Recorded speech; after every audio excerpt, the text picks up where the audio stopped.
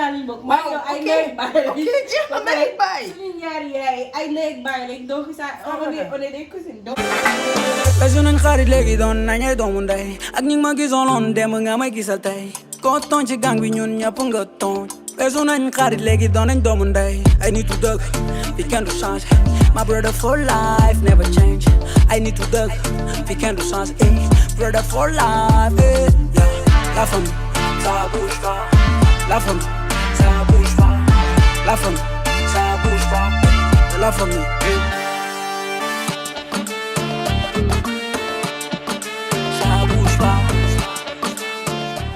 What's up, A family? Mala Asta. Mala Matu. And we are the Amars.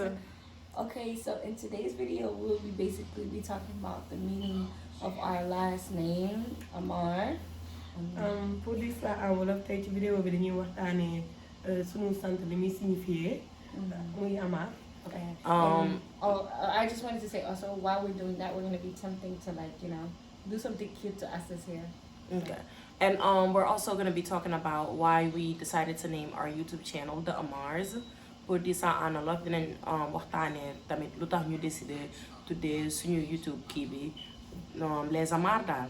léegi première question bi ma amoon pour laaj leen ku bëgg a njëkk a tontu rek bi ngeen boo leen recherché seen tur parce que xam naa ne en tant que xale ñëppay bind seen tur ci ay Google ak yooyu noonu. like lan ay waay man pour ma bañee de nekkuma salo nekkuma dara. mais toogal ma létt la. nan lañ koy waxatee lan ngeen di trouver boo leen defee la recherche de votre nom de famille. To ask that question in English, I was asking them when they Google their name, what do they find like is the meaning of their last name according to Google?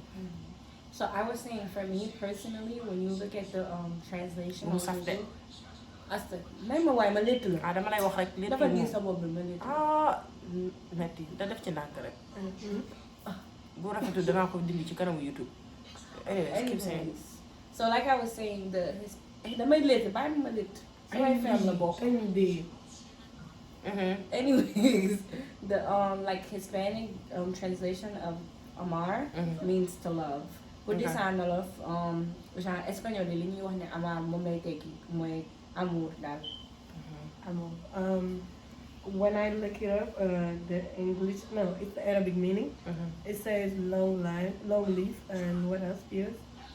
Immortal, stuff like that.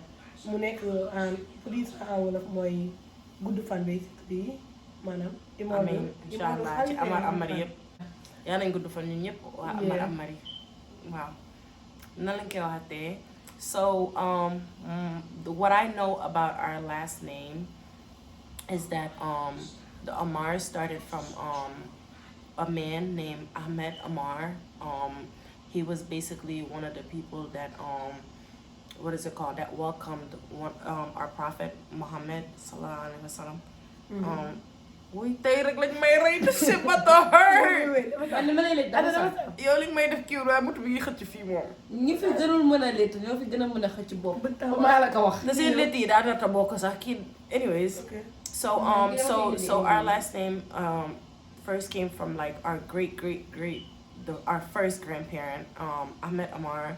He was one of the men that welcomed the prophet, like I was saying earlier, and from there each person that has the last name Amar came from.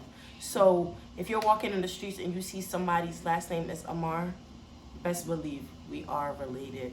It's either through this person or through that person, but it's all one big family.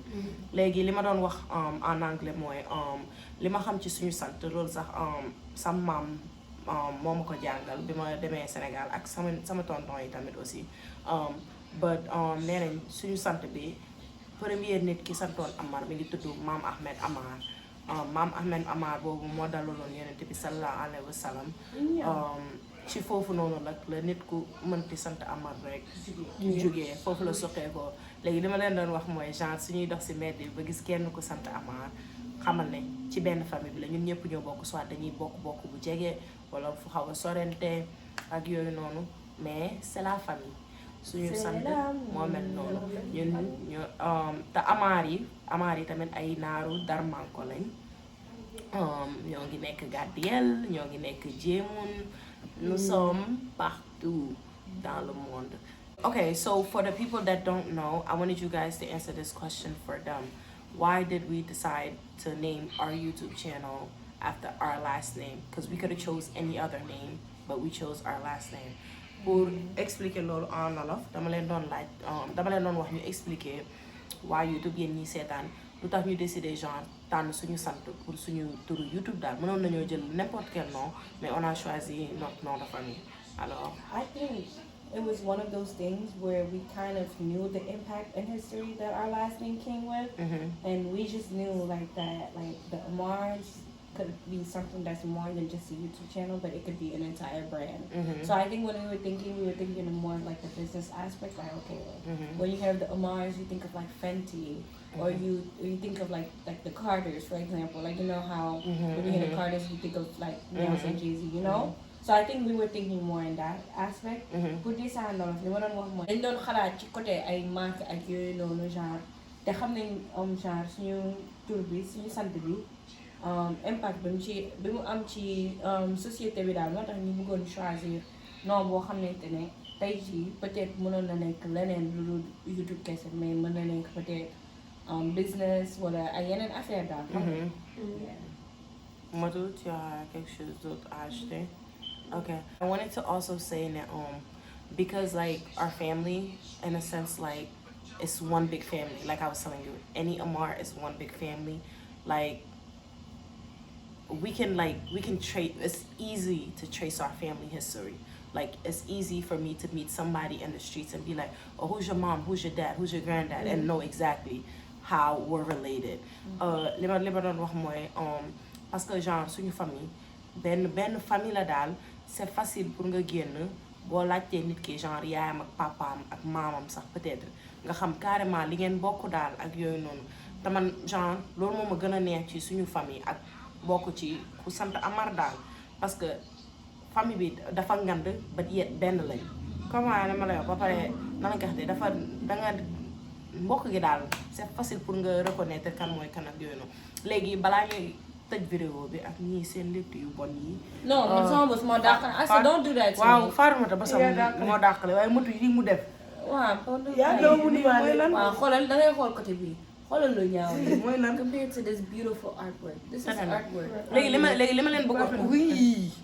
non mais sa liit yi ñoo ngeen di rek loolu c'est pas ma faute. moo tax style bi ngeen doon jéem a def di du marché. comme te da ngeen am envie fo kaa leen ñu fo. déjà nga wax ma ku nekk.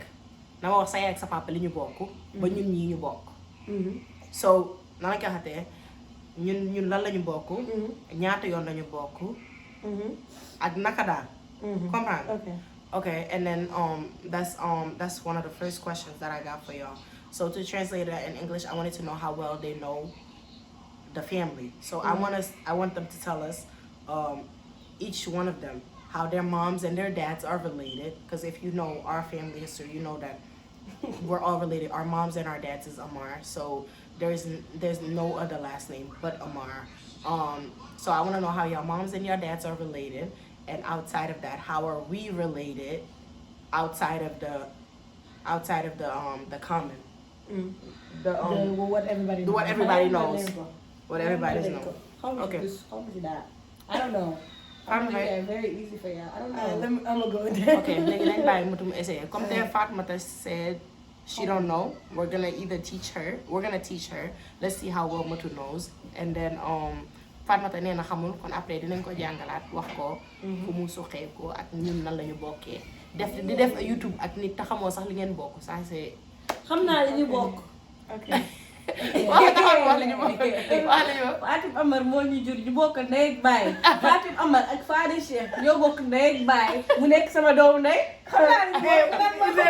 Parce que loolu la ñu wax. dimbali ma xaw ma other way. waaw wax leen waxal. she said di def YouTube ak nit te xamoo leen li ngeen bokk. xam naa la ñu bokk. waaw waxal li ngeen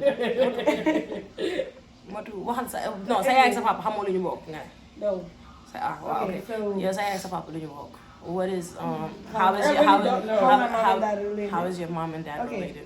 My dad and my mother's mom, which is my grandmother, are like cousins.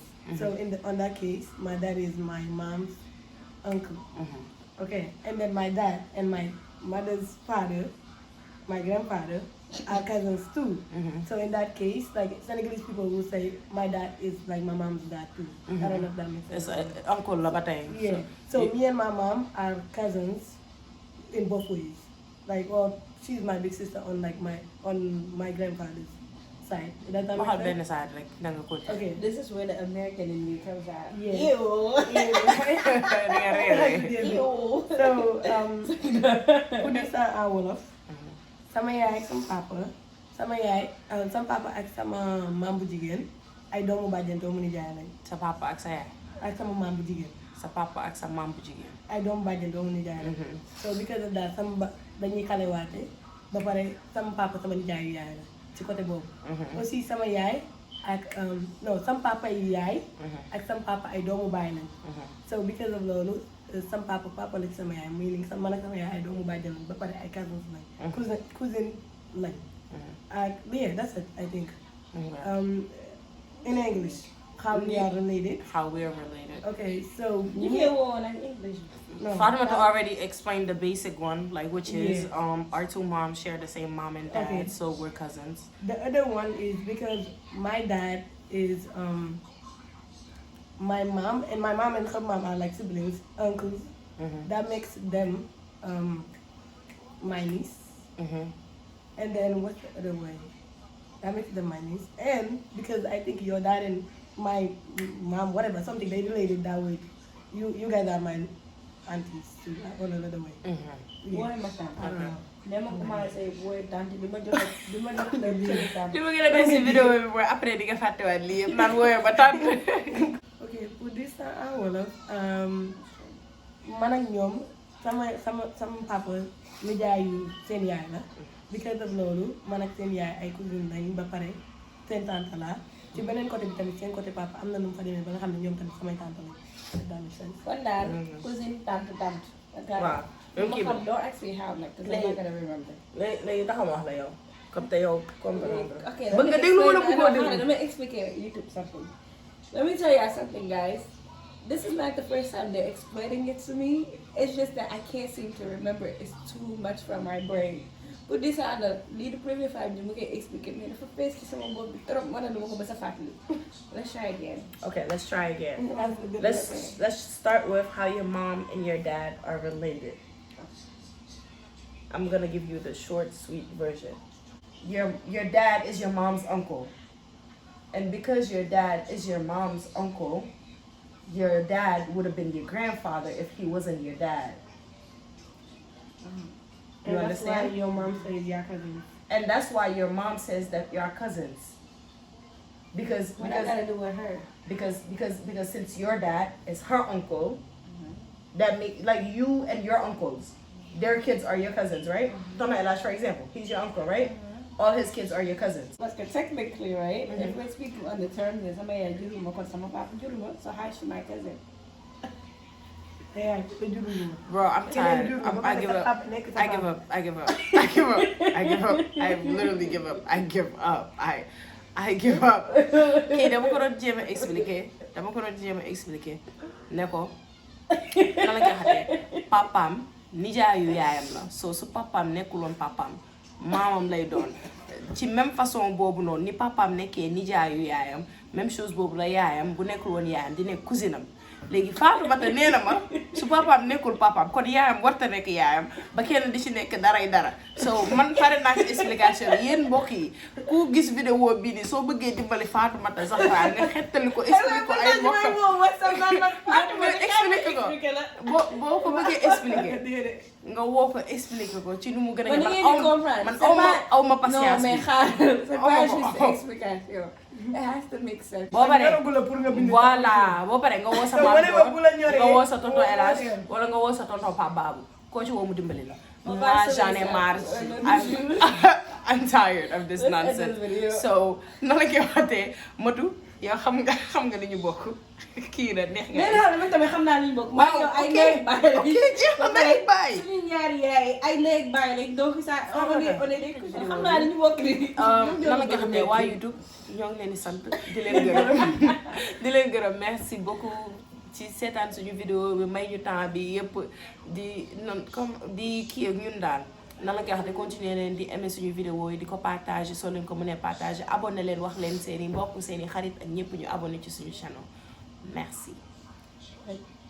Thank you guys for watching this video. If you like it, Please make sure you like, comment, and subscribe. Make sure to follow us on Instagram. Mine is at @Zahra. Mine is at __ Asta with 2 A's at the end. And mine is Matu __ lab.